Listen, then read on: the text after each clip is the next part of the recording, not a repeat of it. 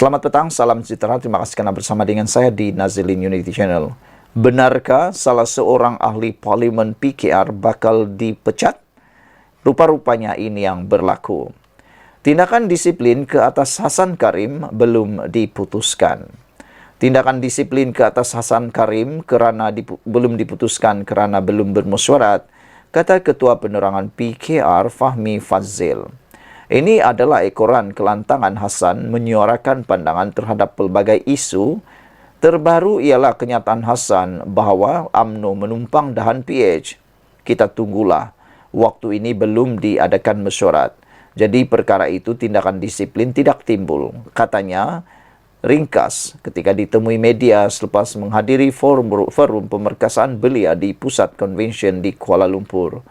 Fahmi mengulas kenyataan Hasan bahawa parti UMNO perlu diterajui muka baharu dan tidak hanya menumpang dahan Pakatan Harapan PH, pimpinan Datuk Seri Anwar Ibrahim yang diakuinya rapuh berdepan pilihan raya umum PRU 16. Hasan sebelum ini telah pun memaklumkan bahawa dirinya bersedia dan terbuka sekiranya PKR mahu mengambil tindakan disiplin atau memecat selain mengakui tidak akan gentar dalam mempertahankan hak bersuara mengenai pelbagai perkara termasuklah menyentuh perihal Parti Sekutu Kerajaan Perpaduan. Saudara-saudara sekalian, jadi ini keputusannya. Kalau anda ada dengar ahli ataupun ahli parlimen PKR dipecat, itu belum sah dan belum tentu. Kerana menurut Fahmi Fadzil, beliau kata, tindakan disiplin ke atas Hasan Karim belum lagi diputuskan. Sekian untuk kali ini. Jangan lupa tinggalkan komen anda, tekan butang subscribe. Malaysia kita punya, kita juga sama-sama cintai Malaysiaku. Bye-bye. Ini yang kita tunggu-tunggu. Kita nak tahu apa perasaan Najib selepas beliau tidak mendapat pengampunan penuh. Akhirnya, yang ditunggu-tunggu muncul juga. Ini komen Najib selepas pengampunan penuh beliau tidak diluluskan. Yang dia dapat 50% diskaun sahaja. Menurut anak Najib, Najib kecewa dan hampa. Menurutnya, Najib teramat kecewa. Bekas Perdana Menteri Najib Razak sangat kesal dengan keputusan Lembaga Pengampunan menurut anak perempuannya Noriana Najwa. Namun demikian, selepas kita melihat komen daripada netizen, khususnya di dalam ruangan sabudin.com, apabila anak Najib, Noriana kata, Najib hampa dan teramat kecewa. Menurut netizen, kalau Najib kecewa, sebenarnya rakyat juga kecewa. Bukan saja Najib yang kecewa, tapi rakyat juga lebih kecewa apabila melihat Najib yang baru setahun 5 bulan di penjara telah pun memohon pengampunan dan dapat diskaun pula. Jadi rakyat juga kecewa sebenarnya. Noriana kena tahu, selain daripada Najib, rakyat juga kecewa. Tapi kekecewaan rakyat itu perlulah dipertimbangkan. Dan Noriana juga patutnya bersyukur kerana Najib telah mendapat nikmat separuh pengurangan hukuman. Kata Noriana, Najib kecewa kerana tidak diberikan pengampunan penuh dan hanya hukuman penjara dikurangkan separuh dan denda dikurangkan daripada 210 juta kepada 50 juta. Hampa teramat kecewa, kata Najib menurut Noriana apabila dia bertanyakan perasaannya. Anda tahu Yana, perasaan yang paling teruk adalah apabila anda terkejut dan tiada sesiapa di sekeliling untuk bercakap, kata Najib. Anda hilang dalam fikiran anda bersendirian, kata Najib seperti yang ditulis anaknya. Noriana telah menyampaikan perbualan mereka melalui satu kiriman di Instagram semalam selepas melawatnya di penjara Kajang. Najib pada asalnya dijatuhi hukuman penjara 12 tahun oleh Mahkamah Tinggi berhubung kes rasuah RM42 juta SRC Internasional. Dia juga didenda RM210 juta. Hukumannya dikuringankan oleh Lembaga Pengampunan ketika bermesyuarat Isnin lalu. Walaupun hukuman yang dikurangkan meletakkan tarikh pembebasannya pada Ogos 2028, Najib boleh dibebaskan lebih awal atas kelakuan baik pada Ogos 2026 selepas melalui menjalani 2/3 daripada hukumannya.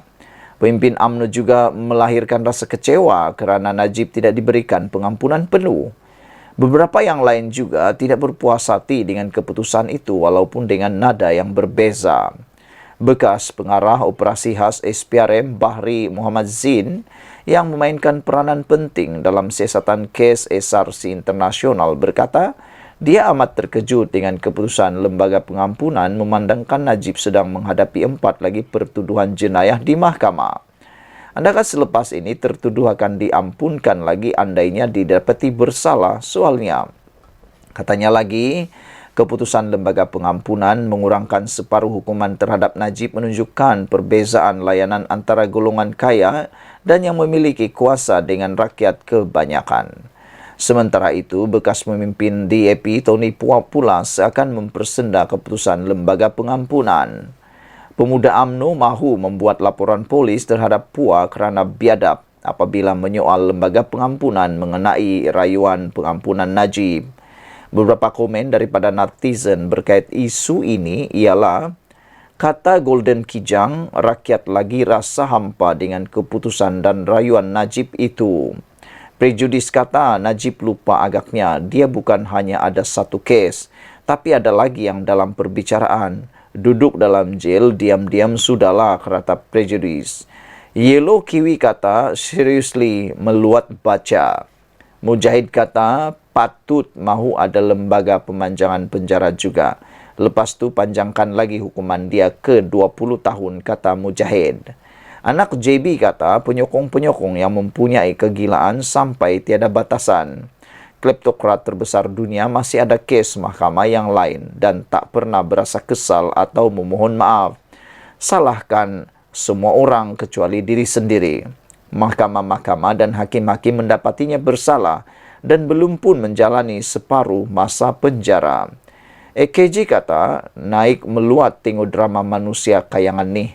Dah rembat berbilion yang mengakibatkan hutang negara mencanak dan semua warga Malaysia terpaksa membayar, lepas tu dia pula yang nak kecewa bagai. Patut rakyat yang meluah rasa kecewa atas diskaun hukuman yang kamu dapat. Pemimpin-pemimpin UMNO yang tegar menyokong kamu sama level dengan pengikut-pengikut PAS yang walak tak bertempat. Ketaksuban yang membuat rabah kepada negara. Bilalah agaknya reformasi sistem sebagaimana janji reformasi PH boleh dilaksanakan bila rakan sekutu kerajaan yang didirikan adalah UMNO yang menyokong, kata EKJ. Sekian dulu untuk kali ini. Jangan lupa tinggalkan komen anda, tekan butang subscribe. Kita jumpa lagi. Bye-bye. Selamat petang, salam sejahtera. Terima kasih kerana bersama dengan saya di Nazlin Unity Channel.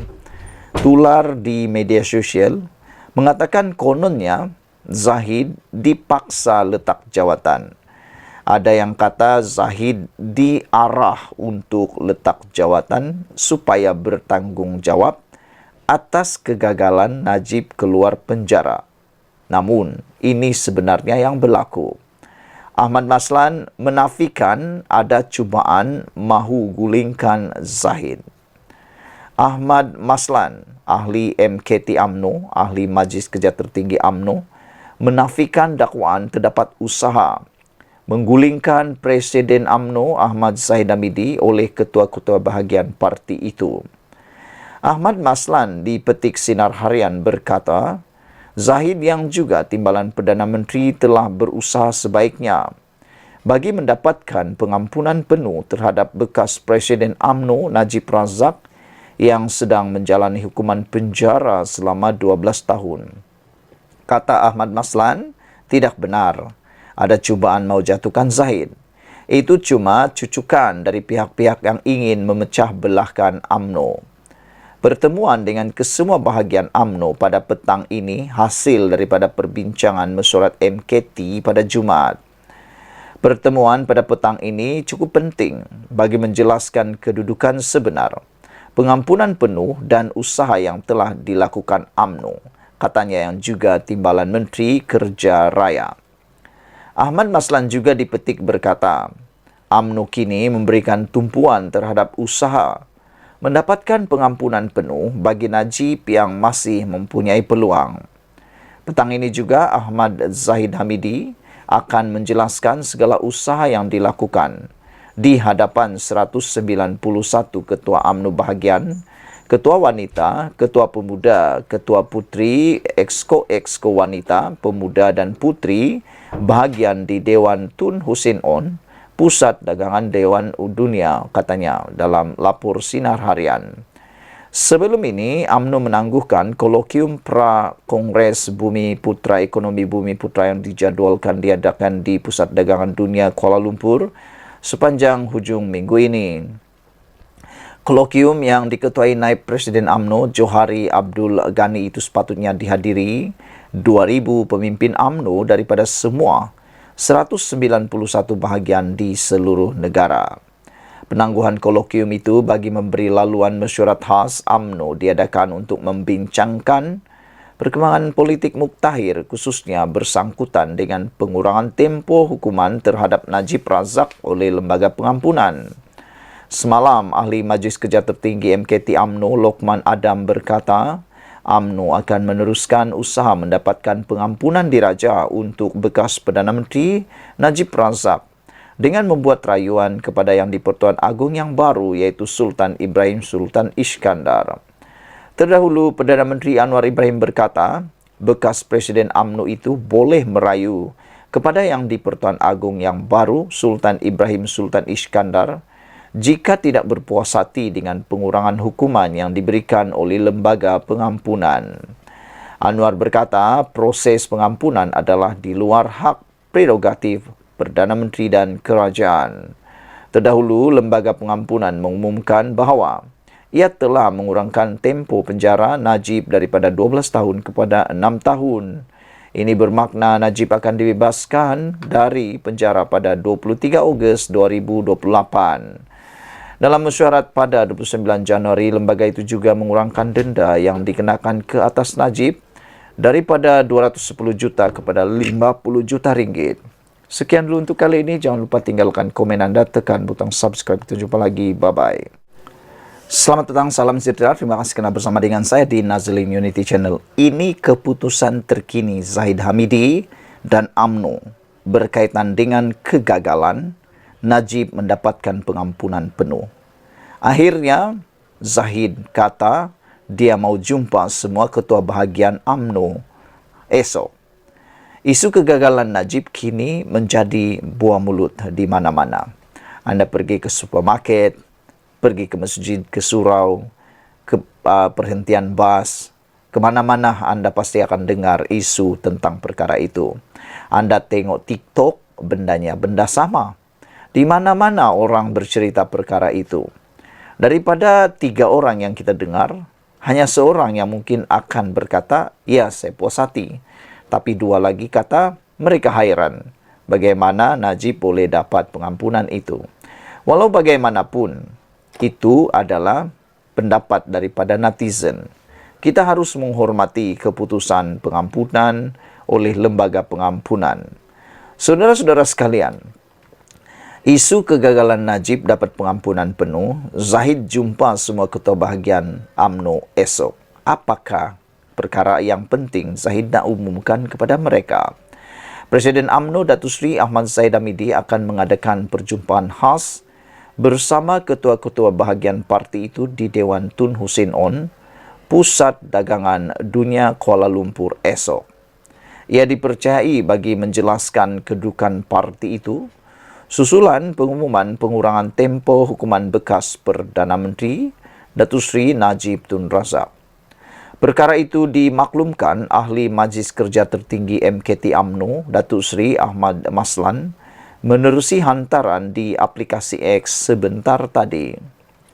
Perjumpaan khas tertutup Presiden UMNO Ahmad Zahid bersama ketua-ketua bahagian UMNO akan diadakan pukul 4 petang esok di Dewan Tun Hussein On, WTC katanya.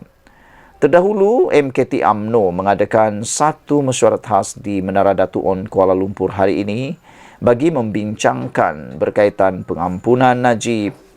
Hasil daripada mesyuarat tersebut, MKT UMNO menegaskan bahawa parti itu akan meneruskan usaha mendapatkan pembelaan untuk bekas ahli parlimen pekan itu. Sementara itu, ahli MKT UMNO Datuk Lokman Nur Adam berkata, parti itu akan mendapatkan tanda tangan ahli di seluruh negara sebelum mengemukakan rayuan kepada Yang di-Pertuan Agong baharu iaitu Sultan Ibrahim. Kosmo sebelum ini melaporkan, Lembaga Pengampunan memutuskan untuk mengurangkan tempoh hukuman Najib sebanyak 50% yang mana beliau akan dibebaskan pada 23 Ogos 2028. Selain itu, denda yang perlu dibayar Najib sebanyak 210 juta juga telah pun dikurangkan kepada 50 juta ringgit. Najib menjalani hukuman penjara sejak 23 Ogos 2022 di penjara Kajang selepas disabitkan dengan kesalahan menyeleweng RM42 juta dana SRC internasional dan telah memfailkan petisyen untuk pengampunan diraja pada 2 September 2022. Sekian dulu untuk kali ini. Jangan lupa tinggalkan komen anda, tekan butang subscribe. Kita jumpa lagi. Bye-bye. Selamat datang, salam sejahtera. Terima kasih kerana bersama dengan saya di Nazilin Unity Channel. Gusar sokongan pada Anwar semakin bertambah. Pemimpin utama bersatu mulakan rundingan. Wah, di saat isu Najib memanas di pasaran, di saat isu pengampunan Najib panas di sana-sini, pelbagai spekulasi mula timbul. Yang terkini ialah wujudnya konon satu lagi rundingan dimulakan. Adakah ini yang dikatakan mengambil kesempatan di saat air keruh ataupun mengambil kesempatan di saat kesempitan? Saudara, akibat gusar sokongan pada Anwar yang makin bertambah, khususnya daripada ahli parlimen Parti Bersatu, yang dijangkakan ada pertambahan lagi 10 akan menyokong Anwar pada bulan Februari ini. Adakah benar bahawa pemimpin utama Bersatu sudah mula mengatur langkah baru untuk membuat rundingan? Dipetik daripada mykmu.net.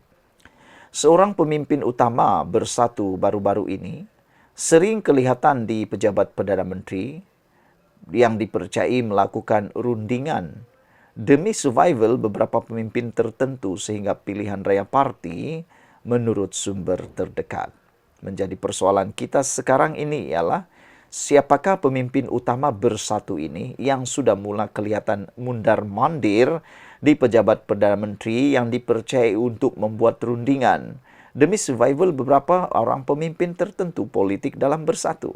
Itulah, kandah diberi nasihat, cepat-cepat buat rundingan dengan Anwar Ibrahim. Bahkan Anwar Ibrahim pun telah mengingatkan, cepat buat rundingan sebelum nasi sudah menjadi bubur.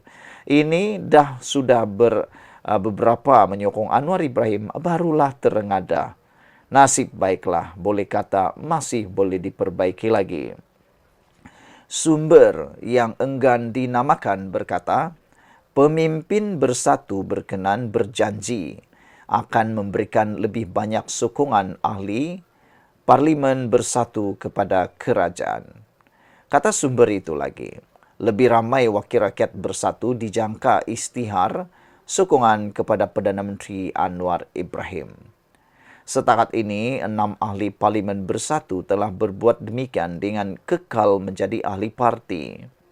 Langkah mereka menjadikan Bersatu merancang meminda perlembagaan parti bagi mengelak tindakan sama berulang.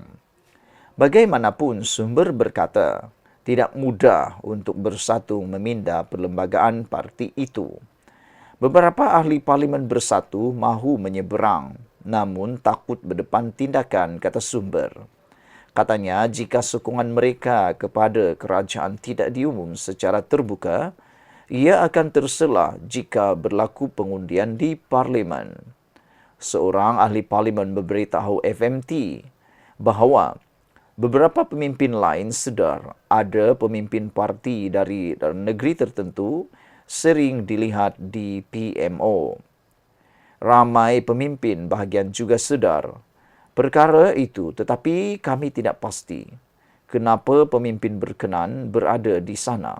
Katanya, Itulah antaranya sebabnya ramai ahli parlimen hilang keyakinan terhadap kepimpinan parti. Saudara-saudara sekalian, jika benar apa yang kita dengar dan kita lihat ini satu berita baik untuk negara Malaysia. Ini akan membuat kepada kestabilan negara kita. Dan pastinya membuat kemenangan besar kepada Anwar Ibrahim yang kita nanti-nantikan. Sudah waktunya semua ahli parlimen di Malaysia bersatu padu. Mulakan saf bersatu padu tanpa ada persekongkolan lagi. Tunggulah kalau nak bersengketa, tunggulah pilihan raya yang ke-16 nanti pada parlimen nanti. Jangan sampai kena sering bertelagah, jangan sampai kena sering mengatur langkah, rakyat pula yang mati di tengah-tengah. Jadi sebab itulah kita nak lihat benarkah laporan ini, yaitu ada pemimpin utama bersatu yang kelihatan kini sering berada di pejabat Perdana Menteri, yang kini dipercayai melakukan rundingan demi survival beberapa pemimpin tertentu, sehingga pilihan raya parti menurut sumber tersebut. Sumber yang enggan dinamakan berkata, pemimpin bersatu itu berkenan berjanji akan memberikan lebih banyak sokongan ahli parlimen bersatu kepada kerajaan. Kata sumber itu lagi, lebih ramai wakil rakyat bersatu dijangka isytihar sokongan kepada Perdana Menteri Anwar Ibrahim. Setakat ini, 6 ahli parlimen bersatu telah berbuat demikian dengan kekal menjadi ahli parti. Langkah mereka menjadikan bersatu merancang memindah perlembagaan parti bagi mengelak tindakan sama berulang. Bagaimanapun, sumber berkata tidak mudah untuk bersatu memindah perlembagaan parti itu. Sekian dulu untuk kali ini. Jangan lupa tinggalkan komen anda, tekan butang subscribe. Kita jumpa lagi. Bye-bye. Selamat petang, salam sejahtera. Terima kasih karena bersama dengan saya di Nazilin Unity Channel. Ini berita paling malang untuk Najib. Sudah jatuh di timpa tangga. Sudahlah tidak dilepaskan secara serta-merta di penjara. Ini pula berita yang terkini kita terima, yaitu hukuman dikurangkan, Najib tak boleh mohon parol. Itu kata pakar. Kalau kemarin kita dengar bahawa Najib kononnya boleh mendapatkan parol dan boleh keluar penjara seawal bulan Januari tahun 2025, tetapi berita kali ini memang agak menyedihkan kepada penyokong Najib, juga Najib sendiri. Apabila pakar mengatakan, apabila hukuman telah dikurangkan, Najib tak boleh mohon parol. Pengurangan hukuman penjara Datuk Seri Najib Razak menghalang bekas Perdana Menteri itu untuk memohon perintah parol bagi menjalani hukuman pemenjaraan di luar penjara atau di penjara di rumah. Pakar perlembagaan Profesor Madya Datuk Dr. Wan Ahmad Fauzi Wan Hussein berkata, ia selari Seksyen 46E dalam kurungan 6 dalam kurungan E, Akta Penjara 1995 Akta 537 yang membataskan hak parol bagi tahanan jika mendapat lega hukuman di bawah perkara 42 Perlembagaan Persekutuan. Najib tidak layak memohon parol kerana perimitan atau pengurahan hukuman sudah diberikan lembaga pengampunan. Ini kerana perintah parol itu sendiri bertujuan menggalakkan kelakuan baik dan kerajinan serta memudahkan pemerlakuan pemulihan seseorang banduan. Asas semua turut diberi pertimbangan oleh lembaga pengampunan, katanya kepada Berita Harian hari ini. Semalam, Najib dilapor diberikan pengurangan 50% bagi hukuman penjara 12 tahun yang sedang dijalaninya sejak tahun 2022, sekaligus menyaksikan bekas pengerusi Barisan Nasional BN itu bakal dibebaskan pada 23 Ogos tahun 2028. Selain pembebasan awal, Lembaga Pengampunan Wilayah-Wilayah Persekutuan Kuala Lumpur, Labuan dan Putrajaya juga mengumumkan denda perlu dibayar Najib dikurangkan daripada 210 juta kepada RM50 juta ringgit.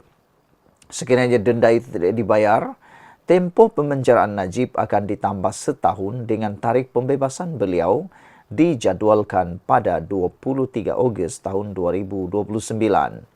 Najib 70 tahun yang menjalani hukuman di penjara Kajang, Selangor sejak